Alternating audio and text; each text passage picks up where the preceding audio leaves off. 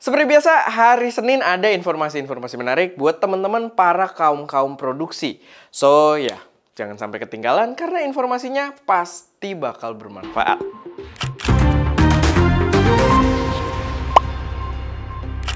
Episode Satorius kali ini disupport oleh toko kamera Focus Nusantara.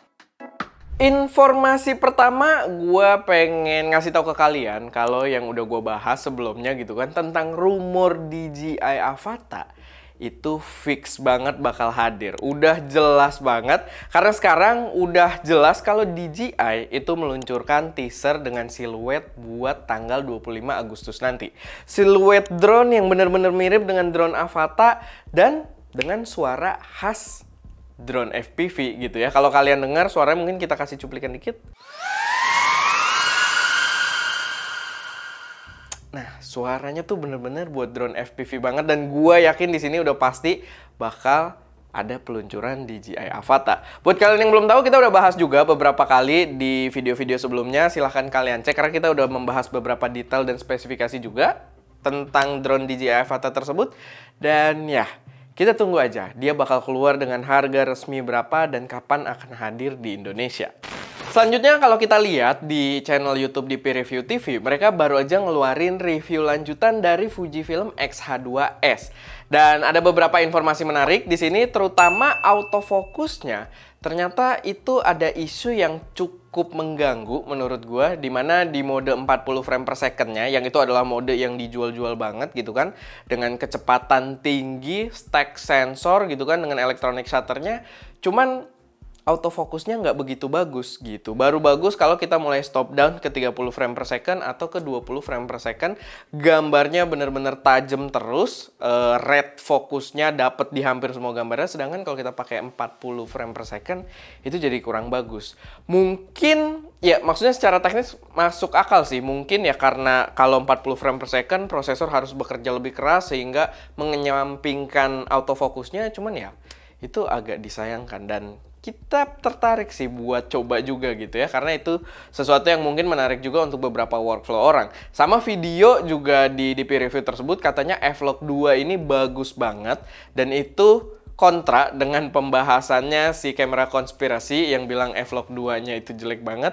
Tapi ya kita tahu lah, di peer review dengan kamera konspirasi ketika membicarakan hal teknis mana yang harus didengar gitu kan.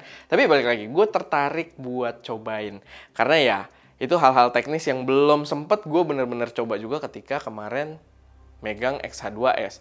Dan Fujifilm Indonesia, tolonglah, kita belum dapat kesempatan buat minjem lagi gitu ya, buat coba lebih lanjut. Jadi, ayo dong dikirim.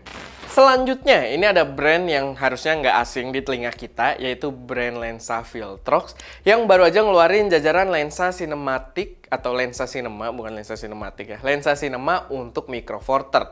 Focal length-nya familiar yang dibawa, di sini ada 23, 33, dan 56 mm. Jadi mirip dengan jajaran Viltrox yang kita punya juga, cuman sekarang kita nambah ada yang 12 mm yang belum nonton reviewnya, itu lensa yang cakep banget, silahkan dicek. Dan tapi kalau lensa cinema ini dia membawa T1.5, jadi bukan F, di sini T biar lebih seragam gitu kan, standarisasi cinema, dan di sini T1.5. Lalu lensa ini sendiri juga punya klaim kalau dia sangat minim focus breathing, yang pastinya lebih cocok juga memang untuk penggunaan cinema.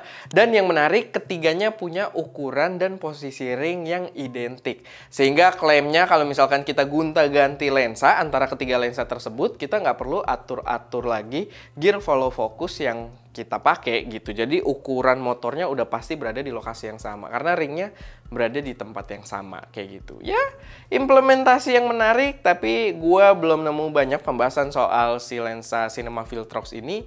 Mungkin kita coba aja sendiri kalau masuk ke Indonesia.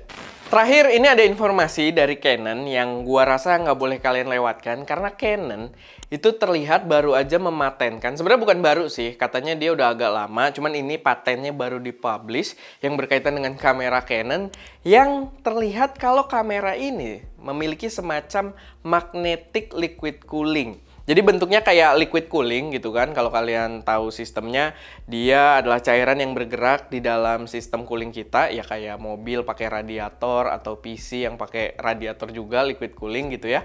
Tapi di sini dia dengan konsep cairannya ini magnetik dan bergerak memang menggunakan magnet. Jadi mungkin tidak ada pump atau tidak ada pompa di dalamnya, mungkin lebih efisien untuk ukuran kamera gitu ya, ukuran yang cukup kecil.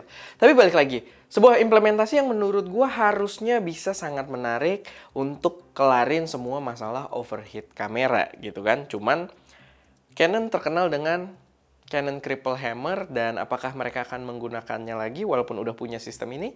Kita tidak tahu. Dan kita juga belum tahu kamera apa yang kira-kira akan menerapkan paten tersebut atau ide desain tersebut. Jadi ya sebatas itu aja info kita. Ada sebuah paten baru dari Canon.